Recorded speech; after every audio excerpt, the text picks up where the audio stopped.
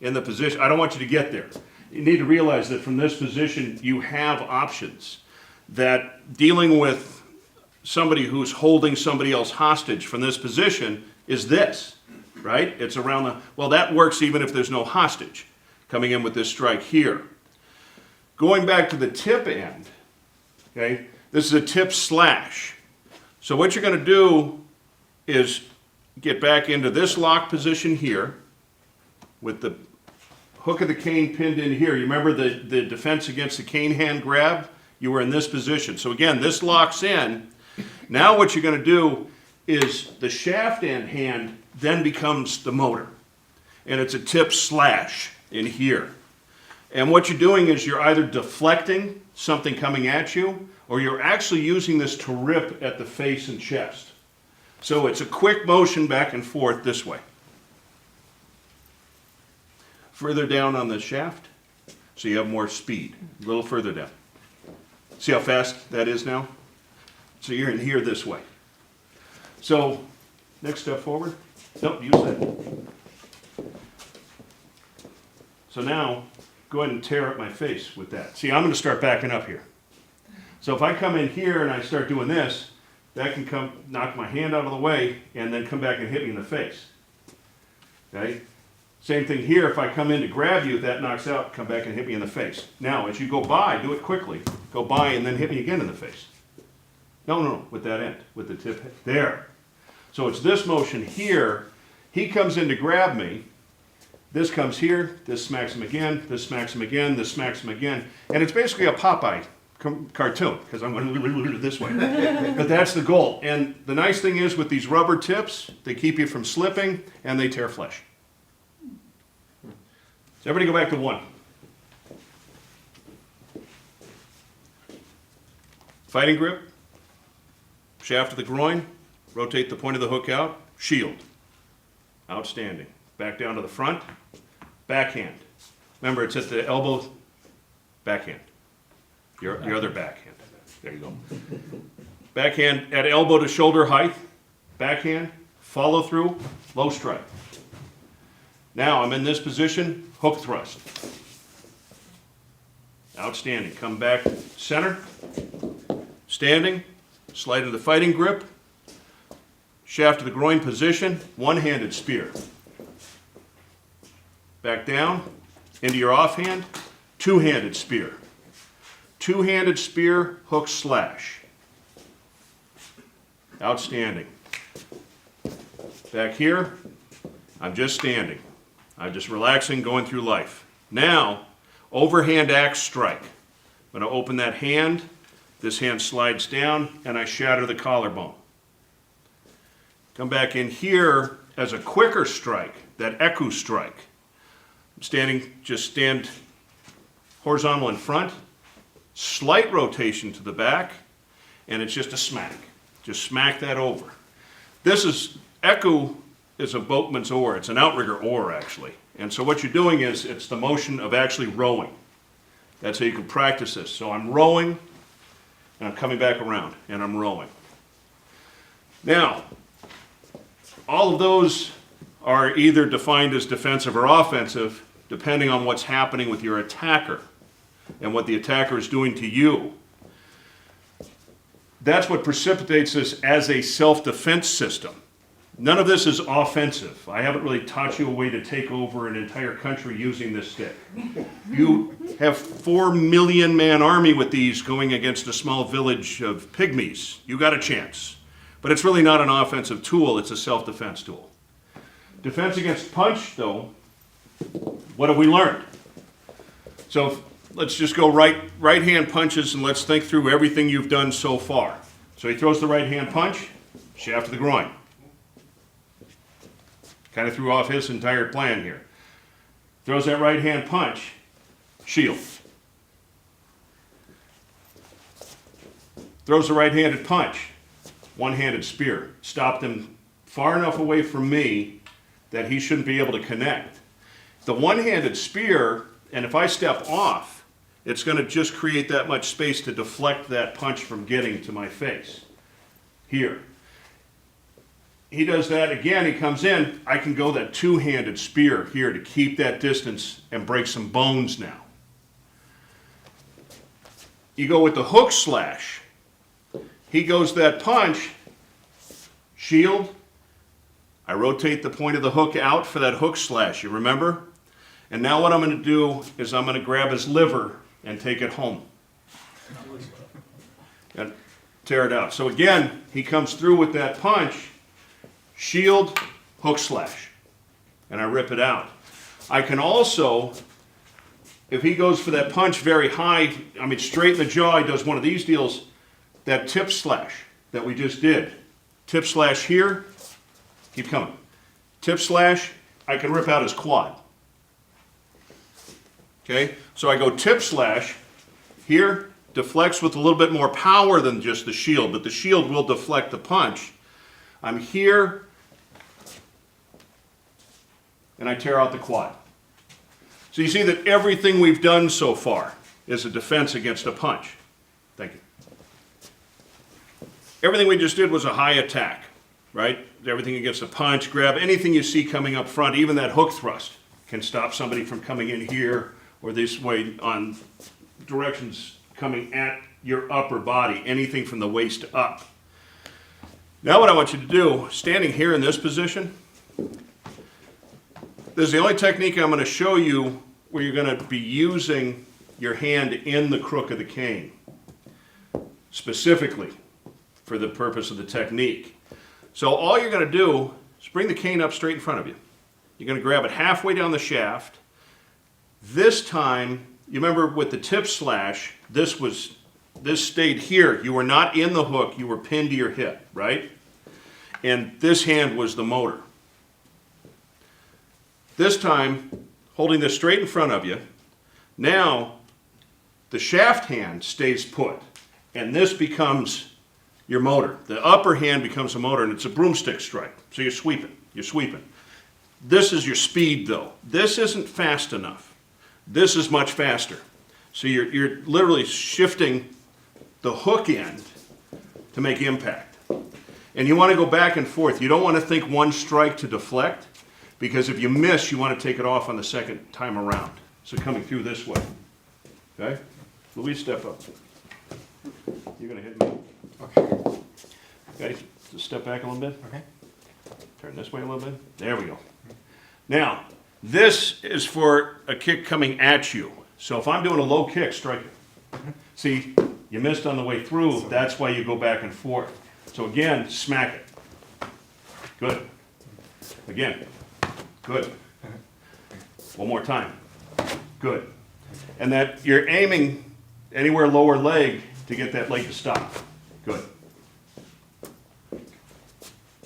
Okay? Yeah. Good? Yes. Thank you. So this broomstick strike is defense against that very low kick coming in. The other low assaults you need to worry about, and again, a low attack is anything that is starting from your belt line up. So that's a knee, that's a hard kick coming in, that's an uppercut, an upper knife. Any kind of these attacks coming in. Best defense against that using a cane is, again, you come into that offhand. So you're either standing, leaning on your cane, you're already in your fighting grip, you're here into your fighting grip, you come into your offhand, and as that attack comes up, you're going to pop. So you don't take this out and block and lock your elbows, because on a hard knee coming up or a heavy arm coming up, you're going to snap your collarbones first. If you're lucky, that's all that's going to break, because if you're unlucky, you're going to break your collarbones and your elbows at the same time. So you're not bracing this attack. You're not holding it here. You're literally taking the teeth and you're popping whatever's coming in at you. And you're just smacking it in and coming back off. I was teaching this system to a group of wounded Marines at the San Diego Naval Hospital. And we were on the basketball court in a circle. And one young Marine came in. He was 19 years old. He'd lost both of his legs to an IED. And he came in and he'd just undergone multiple surgeries. We're still at the hospital when I was doing the training. And he came in his wheelchair and he looked at me and said, "I don't even know why I'm here." And I said, Marine, were you ordered to be here? And he said, yes, I was. And I said, shut up. And I gave him his cane. So he sat there and he went through all these techniques, because you can do all of these techniques from a seated position. You can do all of these techniques from a wheelchair. So he kind of went through the whole thing, and he really hated his life. He was 19, lost his legs, figured that was it. Life was over for him. We got to this defense against the low attack. He'd done everything half speed the whole day anyway, and so I wasn't going hard on him. I wanted him to just see the techniques and see that he could be empowered with these techniques. So I go up to him and I go for an uppercut into his chin, and he just popped me. And I walk to the next person, because we're working in a circle. And I realized that the whole place had become silent. And I looked around at everybody, then I looked down, and he had broken open my arm to the bone. And I'm bleeding all over the basketball court. And I looked back at him, and he had put the brakes on his wheelchair, and he had his cane up, and he was waiting to see what we were going to learn next. And that moment that he realized that just that much technique, he had all the power in the world as long as he had the will to use it, and just doing that technique did enough damage to me that it would have stopped any attacker. And then he was ready to go, and he did the rest of the program. I saw him a couple more times in the training, and he had practiced, and he was good. But it was just that moment that he realized that much he could do to defend himself was all he'd ever need. So that's the technique. So what I want you to do, standing here, slide into your fighting grip, come into your offhand, and pop. Good. And that's the key, is to then keep your elbows bent. Exactly. Good. People that carry canes for mobility issues, if they're not quite ambulatory and they need a cane for support, the way they're attacked generally is the attacker will attack the cane itself. They'll try and incapacitate the mobility. And generally what they do is they'll grab the wrist. So this is now defense against the cane hand being grabbed. All right? First technique, slide into your fighting grip. Remember, we always want to get in the fighting grip. We want to have control of the cane, but not be stuck in the hook up here where we can get hurt. I'm here, technique one, shaft to the groin. Pretty self-explanatory. I think I got it. You want me to explain that again? we started this whole thing with the shaft to the groin. This is not personal. I just realized that I did. So again, he grabs that. I slide down to the fighting grip. I'm here. Now, because I'm this close, look how far the cane is through. So what I can actually do is then step forward and lift. If he hasn't figured this out yet, I can turn it over and use the teeth to lift. These are just options for your weekend. Should have gave him this one. It's a soprano. Again, he grabs, I come through, shaft to the groin. If I want to gain more control, I get my body in tight to him so he can't punch me with that left hand. If he tries, I stand up. Next, he grabs. Now you remember the shield that we did was that inside sweep? This is a reverse shield. I'm here, I slide into my fighting grip. I swing now to the outside of my body. I'm using all wrist. This is no strength. Grab me as tight as you can. Okay? Ow. All right, well, stay there. Anyway, rotate out. He can't control me anymore. His thumb's only so strong. Then it's a defense against a low attack. I grab the shaft of the cane and I strike. Let go. I don't want to hurt you. So again, technique two here, I slide into the fighting grip, rotate out, grab, smash. One more time. Fighting grip, rotate to the outside of my body, and it's that pop motion here, that defense against a low attack. Finally, he grabs. Now I go back to the shield. I slide down. As I do this motion, watch the technique. The cane comes over. I reach under both of us. I grab the shaft of the cane close to his wrist. and then I pull straight down into a joint lock. Broke. And once I have that, let go. Once I have that, then I back up and I pull him down to his face. One more time. I'm here. I reach under, I lock. So I'm reaching under both of us to grab the shaft. But you see how close I am to his wrist? I don't want to be way out here, he can escape. This does not work except on a cross hand grab. So right hand to right hand. If it's the same side grab and I do this, watch the way his wrist bends, he can pull right out. Just let go and pull out. So it has to be a cross hand for that one. However, if he grabs with that one, that still works. That still work? Yeah, because, You got that one? yeah. And this one still works. So those are your two primaries. Defense against a cane hand grab. Keep in mind that if you practice this, this cross hand grab turns into a joint lock. Can you get away? No. Right. If he reaches into his left pocket for anything, I'm going to break his wrist and pull him face down to the ground by backing up. Just this motion. And it's this snap that will snap the wrist. We're seeing more and more on street level crimes, multiple attackers, 3, 4, 5 attackers at a time. What ends up happening is the initial attacker is generally the largest person in their pack or their group. And that is the individual that has been tasked to immobilize the target. He comes in, grabs in a front bear hug, and what he does is he immobilizes the target. The others come in and tend to kick the legs out from the person. They get them on the ground, they stomp them excessively, and then take the wallet, the watch, whatever it is they were there to do, or just literally just stomp them for laughs these days.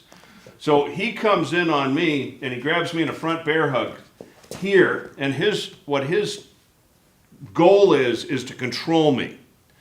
First thing I need to do is lower my center of gravity so he can't lift me up off the ground. Just lift me up, okay? Even at my svelte 270, he can still get me off the ground. So if I immediately just drop a little bit, now lift me up. Much harder. Yeah. So I take away part of his ability on the assault by just lowering my center of gravity. I lower the center of gravity here, then I invert my grip on the cane, I bring it up, and I drive the point of the hook into his mid-back, into his spine. This hand is now the motor on this technique. I'm going to pull on the shaft. This hand controls the cane so it doesn't slip off. And as this drives in, I now push forward into him. So I'm pulling and pressing with my body. Is that terribly uncomfortable? Yes. Yeah, it really is. Yeah. Okay. What my goal on this technique is, from this position, as I pull the cane into his spine and press forward, I want to land on him. Because that way I can call 911 and say there is a man has stolen my cane. And you'll find him because it's sticking up in the air and he's laying on it. So again, he comes in on me this way, he grabs me here. I immediately lower my center of gravity, I invert my grip, I bring the cane up, I drive the point of the hook into his body with both hands. But the shaft hand is the one that's the motor. And as I pull with this, I press forward with my body and I drive forward and try and land on him. The key to this is this motion. That motion with the cane. So that's what you need to practice for this technique, is I'm standing and it's being able to just slide down and then pull that in. So if I'm here, he's around me, I don't want to look at the cane to do this, I want to feel it and come up and drive in. Again, I'm here, slide down and pull in. If he grabs me over my arms, so now he's much larger than I am, he's got me here, I still lower my center of gravity, this comes up, drives in, and I drive forward. Questions on that? So the way to practice this technique is simply that. You don't need a partner for this. You just practice, lower the center of gravity, change your grip, bring the cane up, and drive it towards your body into his spine or back. Once it's there, grab it with the offhand, squeeze together, and fall on him. Same concept, different direction. So now, the largest guy in their group is attacking me from behind. I don't see him oncoming. I don't have the chance to get this into play. He grabs me from behind in the rear bear hug this way. Again, I cover what I can feel. I want to get control. I want to go on the offensive. I want to attack him, right? So I go here and I lower my center of gravity. Now it's much harder for him to yank me off the ground. Same hand technique. So what I do, I'm on top of the cane, I roll the grip, invert it, slide down to my fighting grip, bring it up. Now I don't have to look. This drags along my own body, and then I get it in between his arms and my body. Once it's there, it's the same as the hooking technique. I know it's in. I'm here, and what I'm going to do is as I press away from my body, using both hands on the shaft of the cane for strength, I'm going to hit him with my rear end, and I'm going to break that grip, and then I'll turn on it. So again, grab me in here. I cover, lower my center of gravity. Invert the grip, this comes up in between us, and then I yank away. Okay? Here's the key to this technique. When you bring the cane up and you get it in between yourself and him, as you pull the cane away, you have lowered your center of gravity and you break the grip. The way this goes horribly wrong, go ahead and grab me, is this comes up, I get this in, I lower my center of gravity, and then I hit the ground a whole lot of times straight down with the cane, and I go nowhere. So the key is, go ahead, the key is to come up, get the cane in, and you're pulling it away from your body, not straight down. Because if you're a little bit shorter than 6 foot, all you're gonna do is hit it into the ground, and try and figure out what Grandmaster Forman said was completely idiotic because this technique doesn't work at all, but actually you're fighting the ground as you're hitting the ground, so you just go away from your body. You did the defense against the rear bear hug, defense against the rear choke. Exact same techniques. I'm going to cover this, right? Because I want to get control of him in any way I can. So as this comes around, that's the first thing I grab hold of. I don't want to get in a fight. Okay? I can't break this grip right here, but I'm controlling it and I know where he is. I lower my center of gravity so he can't lift me off the ground and drag me around by my neck and choke me unconscious. Same hand technique with the cane. Cane comes through, I switch the grip. This comes up, gets in between he and I. The minute it's in there and hooked, this hand comes off, grabs the shaft of the cane, and pulls. Now you see I'm in the hook of his elbow here. I may not strip his grip off completely from this, but I've broken it enough, I'm not being choked any longer. And as this comes out, I can turn. And then I can engage with something else here and go through. So again, he grabs that choke, I lower my center of gravity, and I grab that arm so I know where it is, and I keep him from sinking it in harder. This comes up, gets anywhere in here. If it's lower, fine, breaks the grip faster. Then I come through, shaft of the groin. I don't know why this happens, because I still think it's the most ridiculous offensive move you can use in a bar fight or anything else, but it still happens. So you get grabbed from the side in a side headlock, which is just asinine in my opinion. What you do from here, you slide down into your fighting grip, two-handed spear, and you spear anything and everything you can find until he lets go. Let's do that again for his sake.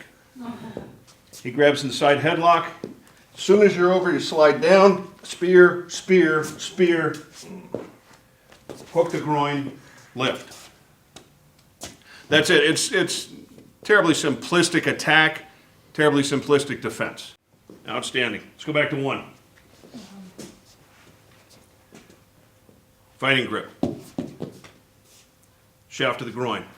Rotate the point of the hook out. Shield. Back down. One-handed spear. Two-handed spear.